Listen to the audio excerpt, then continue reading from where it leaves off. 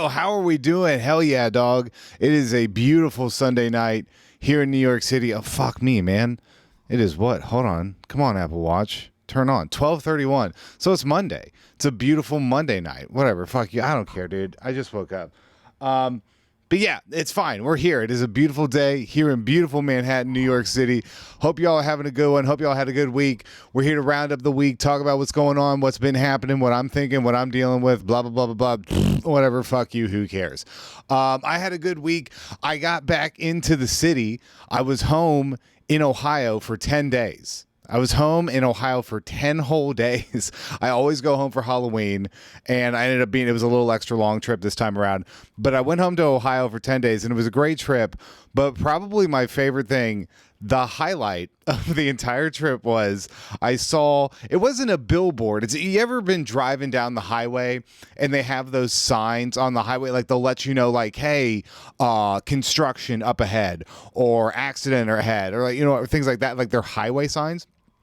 I saw one of those when I was home in Cincinnati, driving down the highway, and it just said, it was the most Ohio shit I've ever seen ever. It was a highway sign that just said, "Sorry to bother you, but please drive sober." I'm sorry to bother you, but please drive sober. Jesus fucking Christ. When does Midwest politeness go too far? I think that's it. I think that's when it goes too far, is being impish and polite about asking people to please not mix Mad Dog 2020 with Baja Blast in their car that they are sitting outside of the speedway at which they are a cashier after they get off. Please don't. Could you not? Just think of the kids once. We know how much you love it, but please don't. I kind of miss. I did. Look, don't get me wrong. I love New York. New York City, greatest city on earth, baby. Let's go. Happy to be here. Love it. But I do. I do miss Ohio a lot. Every time I go home, like every time I go back to Ohio, I do have that twinge of like, I don't want to go back. I just don't want to stay here because it kind of rules, right? Like I miss everybody hunched over their shop. I miss it being an entire city of people just hunched over their shopping cart, yelling at their child who grabbed a piece of candy.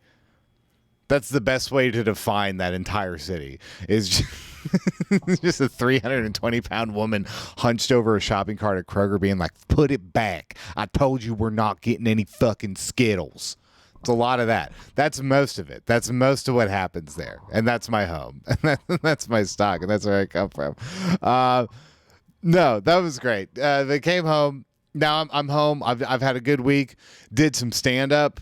Saw a couple movies. We're going to talk about that. We're going to get to that later. And y'all, what a blessed way to end the week. What a fucking great way to end the week. I just ended this week by watching my Bengals absolutely slaughter the Buffalo Bills. I'm sitting in New York and my team just creamed you, bitch. What are you going to do about it? What you want? What you want? No, that was great. We went out there. We handled business. This is awesome. I don't bet on sports games. I've bet on probably 3 or 4 sports games my whole life.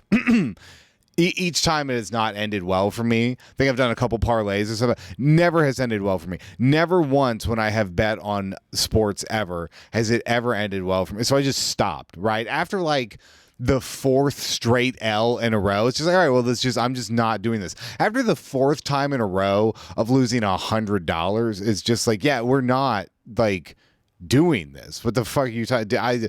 People who do it day in and day out, God bless you. I mean, you must have money. I mean, I know there's people who are broke as me doing that shit. Not that I don't understand, but fuck it. Whatever. I don't know. Make what you want of this. Think what you want of this. I don't think this recent crazy explosion of sports gambling being accessible everywhere at the tip of your fingertips from a million different services, I don't think that's a good thing. Can I be 100% honest? Can we keep it real? I don't think that's a good thing. Look, I get it's a free country. I get that you're adults. We could do what we want. You can spend your money, but I'm sorry. Look, I'm sorry. Call me a fucking pilgrim. Call me a Protestant or whatever you want. But I don't know if it's the greatest thing in the world that the entirety of the American population now has unlimited possibilities to bet on every single sports in existence from their fingertips. All I am saying is whatever does come from that, like, it can't lead to good. There's no way that this leads to good. Do you understand what I'm saying? There's no net positive that can come from this. That is the beauty and the cursedness of America, is our concept of freedom. It's just like, yeah, I mean, obviously within certain limits, but it's just like, do whatever the fuck you want. And I'm going to be sorry. Look, maybe hot take, call me whatever you want from this, but like, people need to be reined back. We do. Humans suck and we're stupid and we just have monkey brains and we just jerk off on everything, and it's just like, there has to be people in charge. There has to be grown-ups. There has to be grown-ups in the room to come in and say, no, put it down, we're not getting Skittles today. We need that fat bitch bent over a cart in Ohio in our lives. All of us do. We need some form of that, right?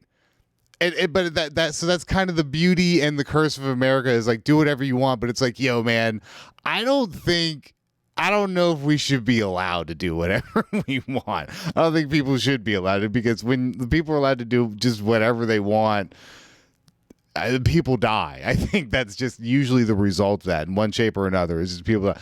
Anyway, I'm rambling. I got some stuff here. I got some news stories. I got a video, all that good stuff we're going to go over. Let's just tear into what has happened today. Oh my God. Let me turn this off. I had the music going. Yo. Okay. So I'm going to start this off with kind of, we'll call this the video of the week.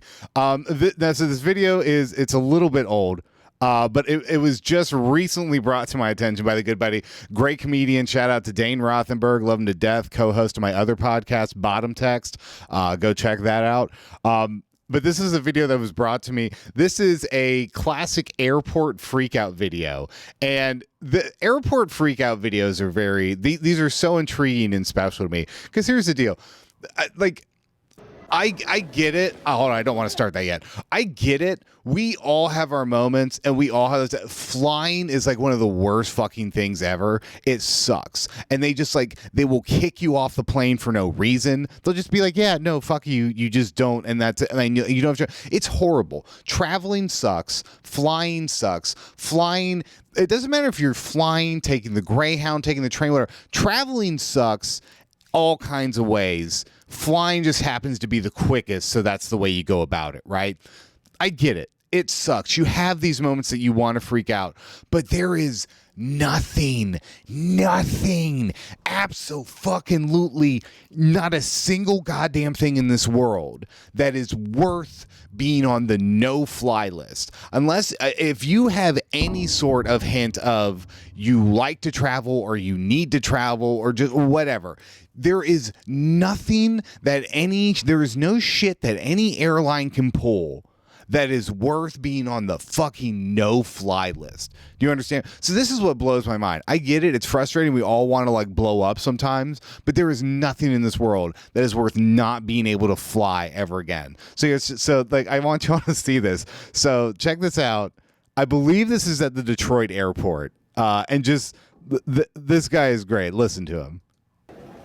Everybody turn their video on. I'm not afraid to and everybody come take my hand, this world together, all through the storm. Okay, so this is great. So if you don't know, that's an Eminem song. This is fantastic. This guy, him doing this is one of my favorite genres of people, right?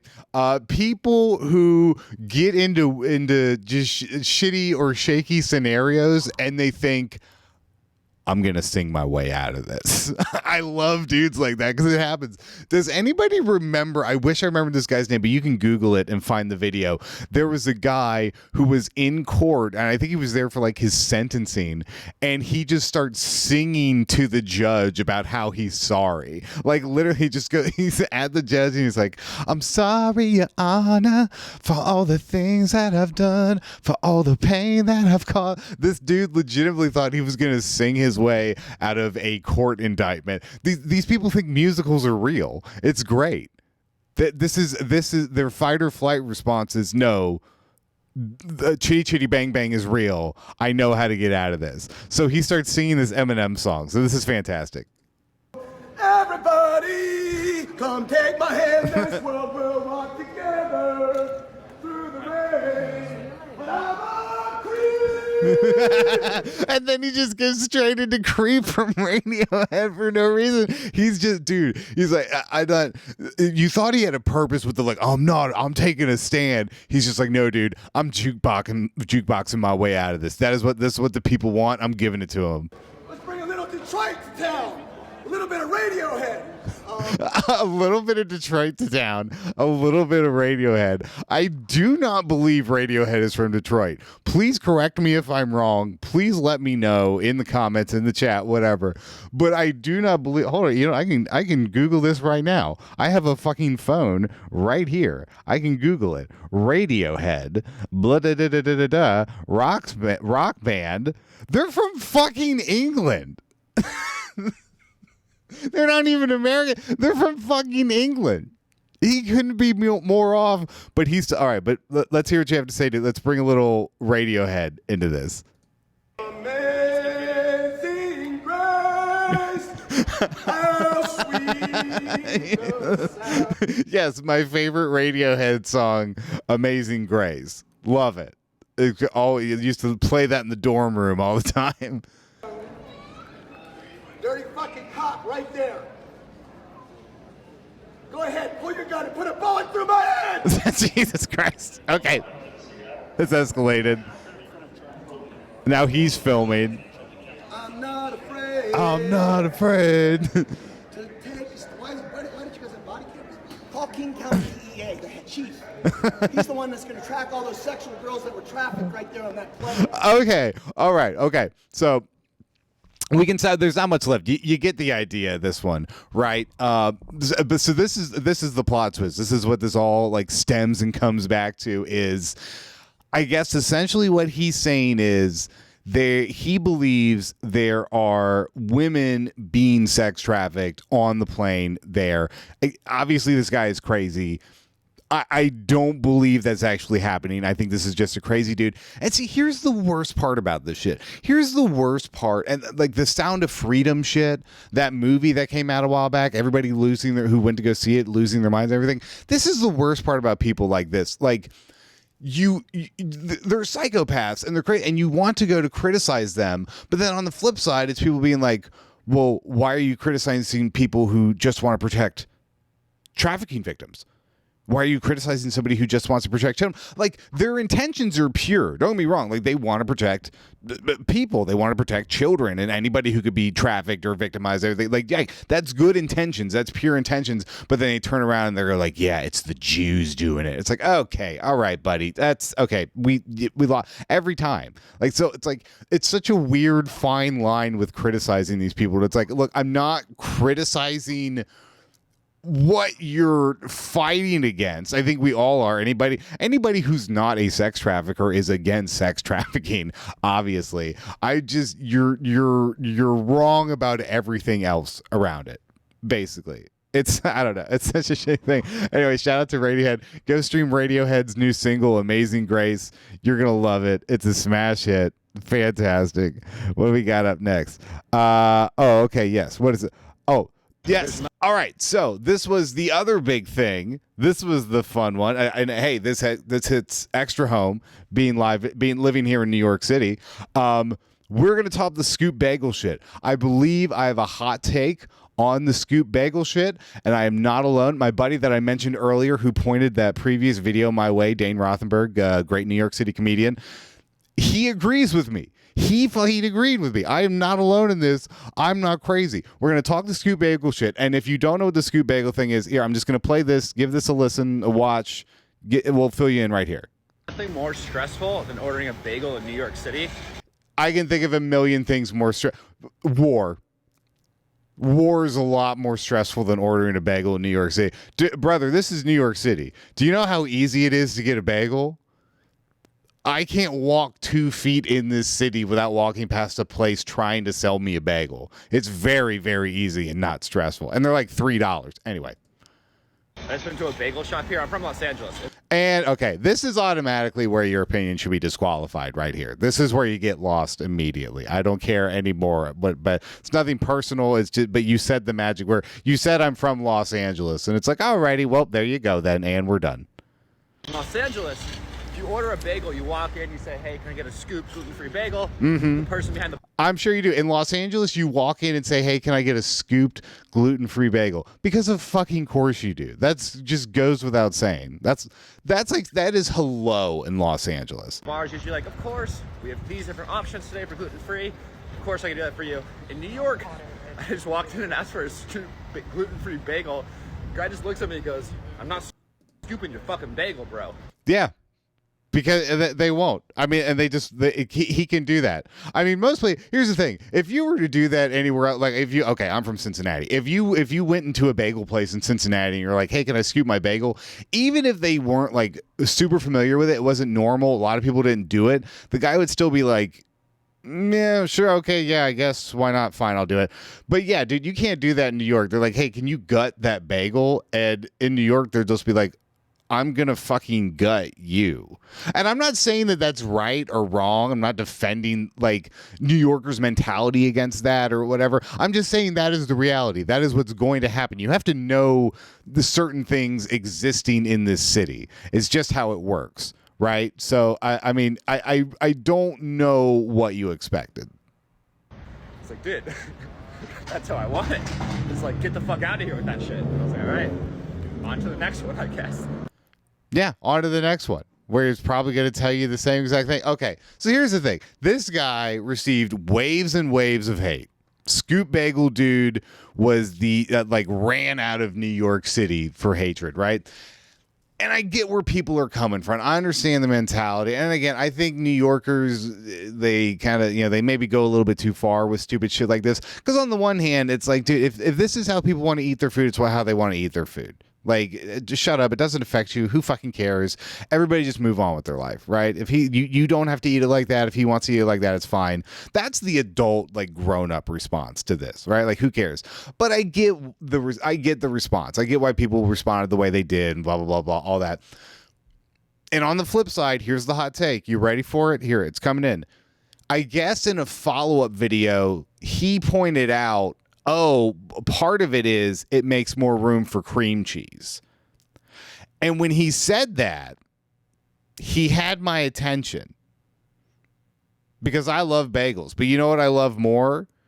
Cream cheese. I fucking love cream cheese. If bagels didn't exist, I would just be eating cream cheese out of the tub. I will just eat cream cheese out of the tub right now. I don't care. I don't give a shit. I love cream cheese. And this man said the magic words. He said the words more cream cheese. And I was like, brother, I am down to negotiate.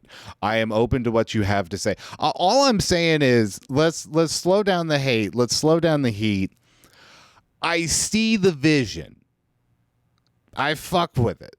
I it's not for everybody, but I see what's going on. I'm just saying, open your minds a little bit, be a little bit more, pure, and whatever. All these cities have their weird fucking things about food. I lived in Chicago for 5 years. Chicago has the whole fucking thing with hot dogs. And this was, I mean, correct me if I'm wrong, but it was to my understanding.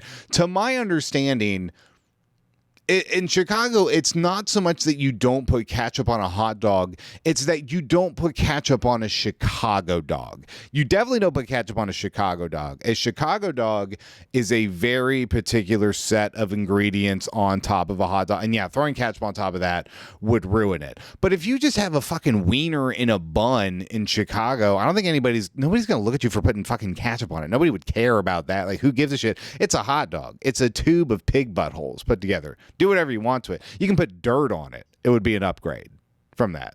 Like, people exaggerate. People like, I don't know.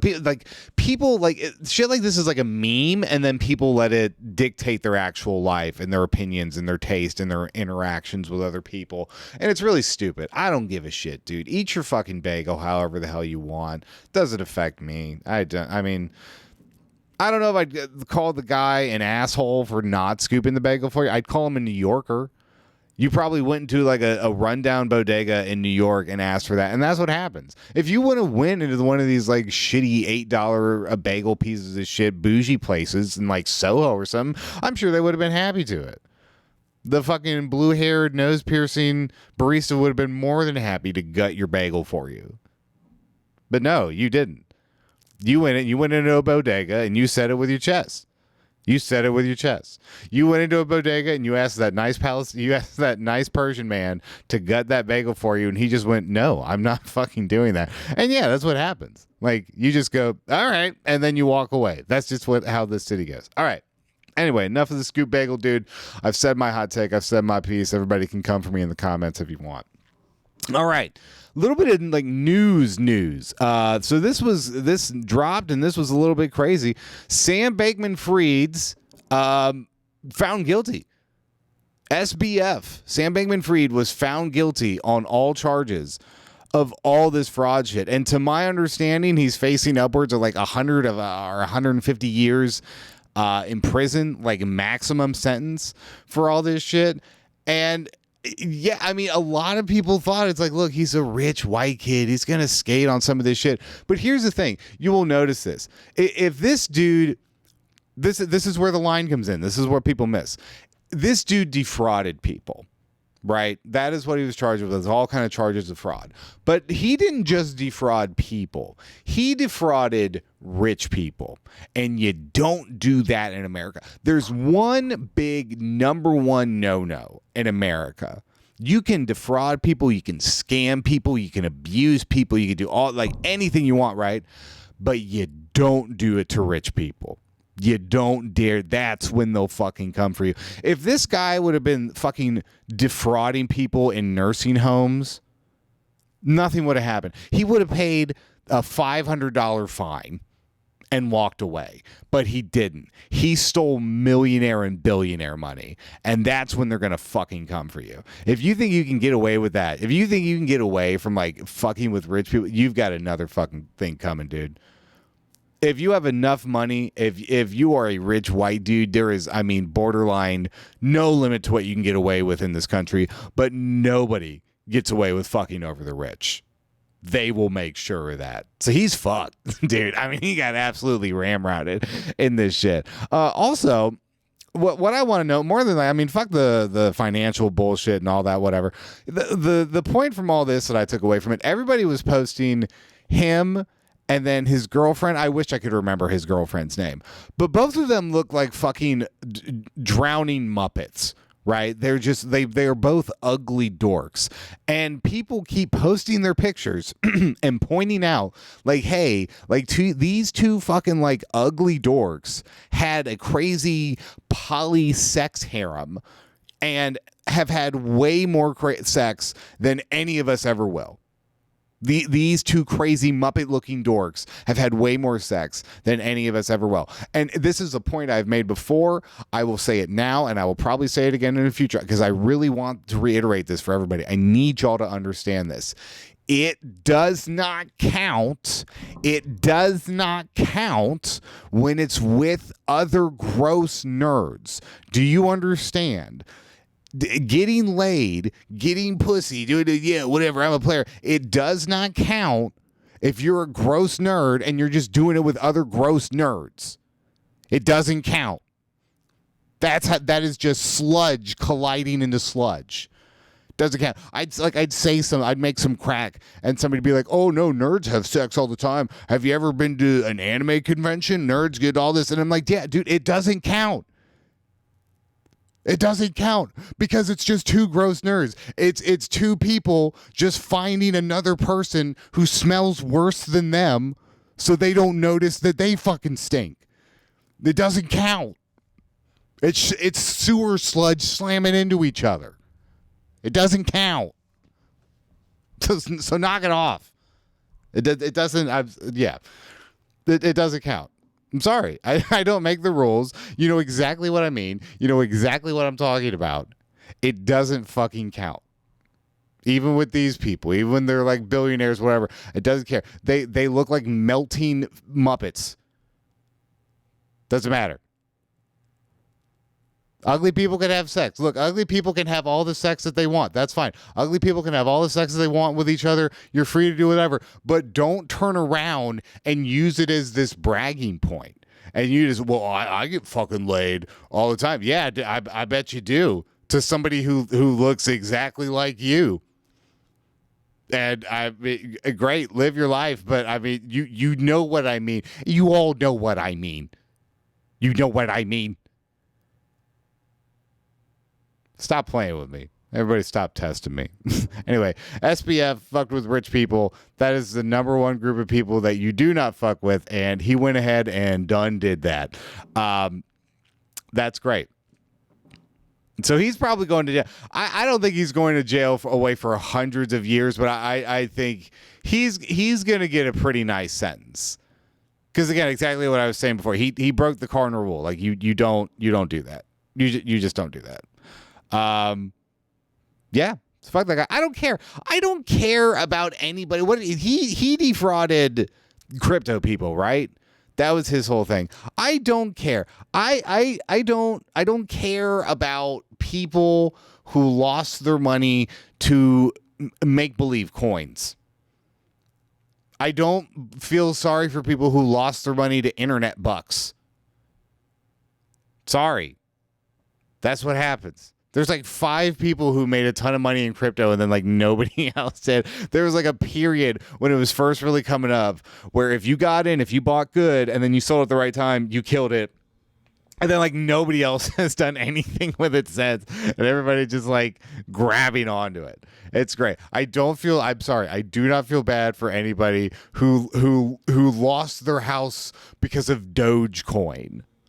That's a you problem. You put yourself in that situation. I have no sympathy extended to you. I have no sympathy to anybody whose wife left them because they defaulted on the mortgage because of a meme coin. Sorry. Nope. Not in this dojo. Not happening over here. All right. Moving on.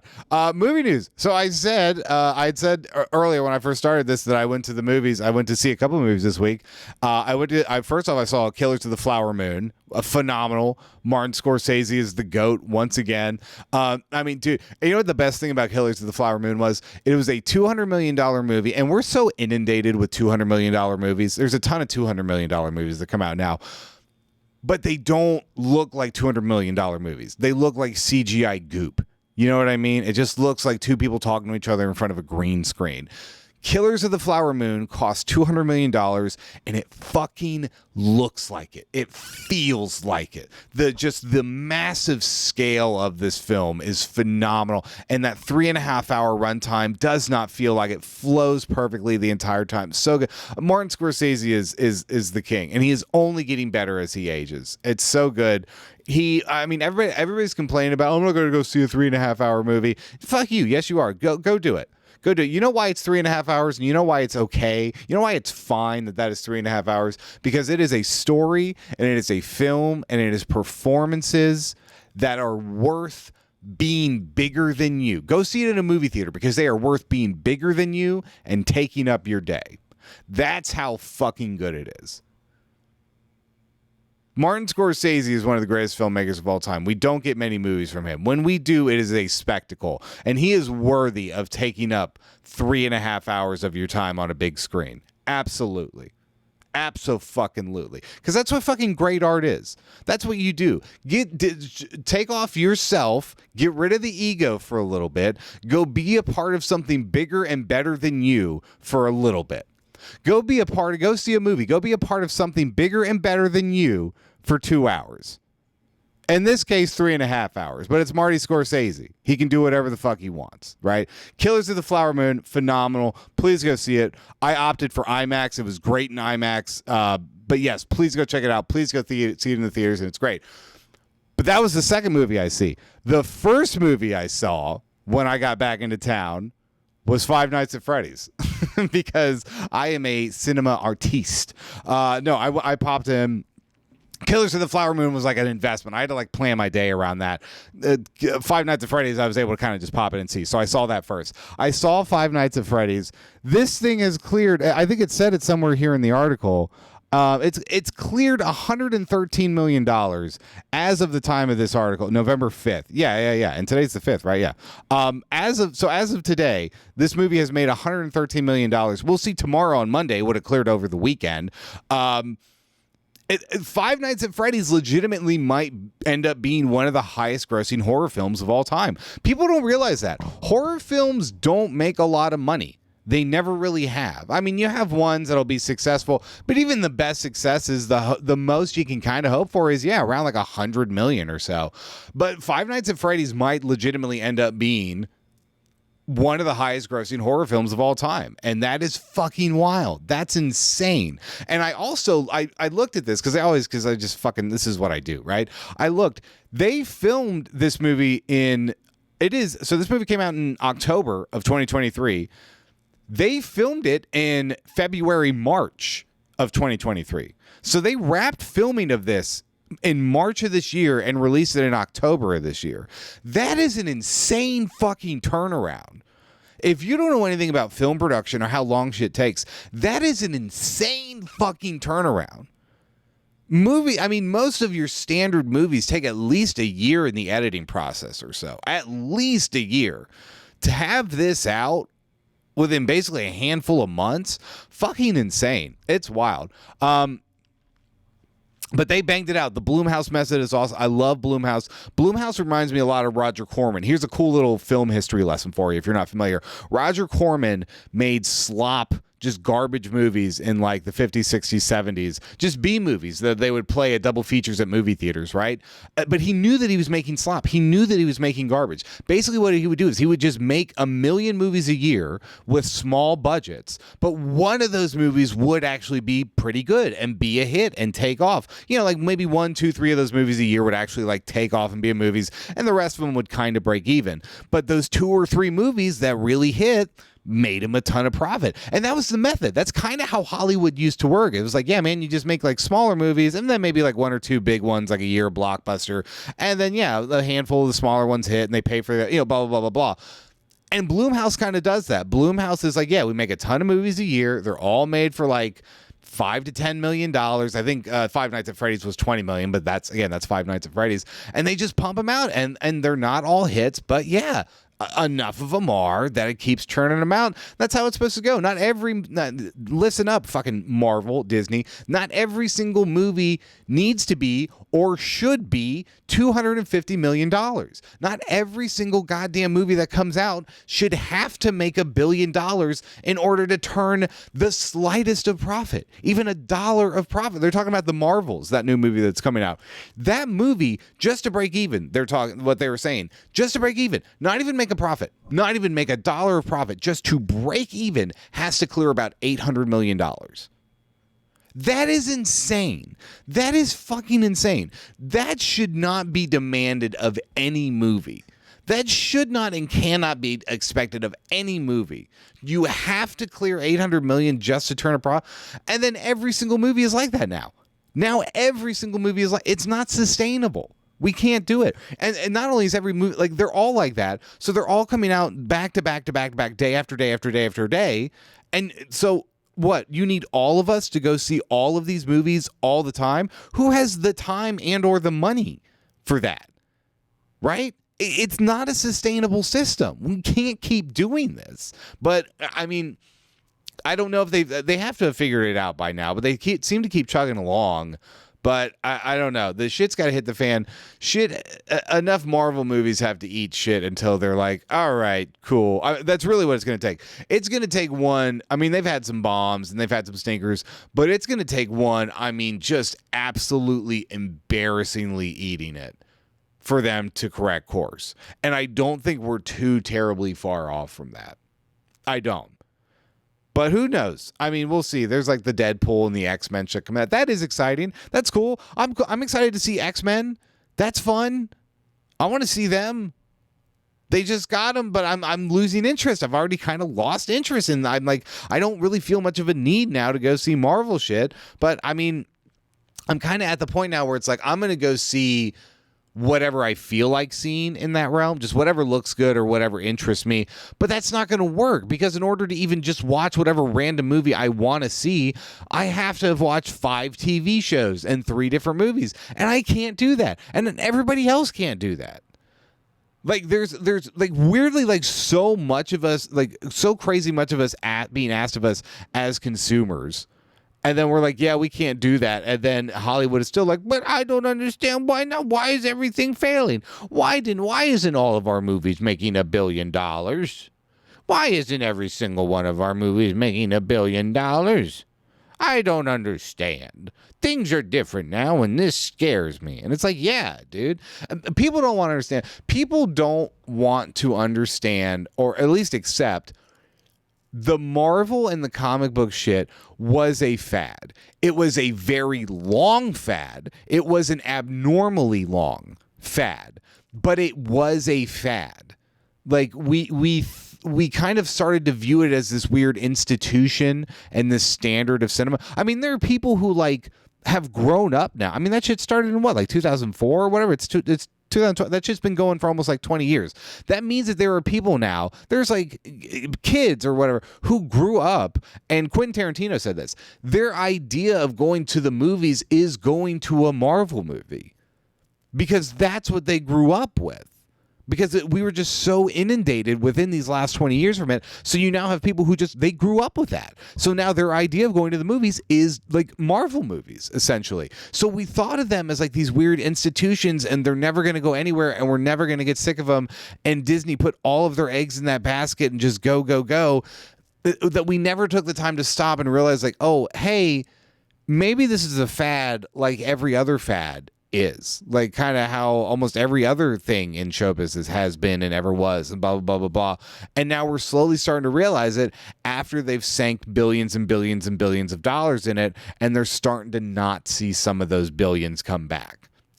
It's finally starting to bite them in the ass. But who knows? I don't know. I think how media in general is changing, how we consume it and all this. It's all changing so rapidly, and I think you have a lot of people at the top who either, I don't know, I want to say it's like they don't know or they don't realize. They do know. They do realize, right? But I think it's more a thing of them being like, well, if we change things, then I might not be as rich or as powerful, and we can't have that. So I just know everybody just chug along, business as usual. And I mean, it's going to take, I seriously almost think it's going to take the complete crashing of the ship. The like complete and entire just borderline annihilation of the whole system for them to be like, all right, let's try some. I really do. We all kind of everybody kind of fucked themselves with streaming, and now it's the standard, and we can't get rid of it, and nobody's getting paid what they need to get paid. And yeah, we just big old snake eating its old tail over there in showbiz and Hollywood and all that. But you know what? We're going to get through it. Anyway, I love you guys so much. Thank you for listening. Thank you for watching. We're wrapping this up right now. If you want anything from me, my Twitch, my social media, my stand-up comedy special, which is streaming for free on Tubi right now, go to allmylinks.com/Ron Irvin, ERVIN. Everything you could ever want from me is right there. Go check that out. Until next time, I will see y'all. I love y'all. Stay safe. Keep your buttholes clean. Peace.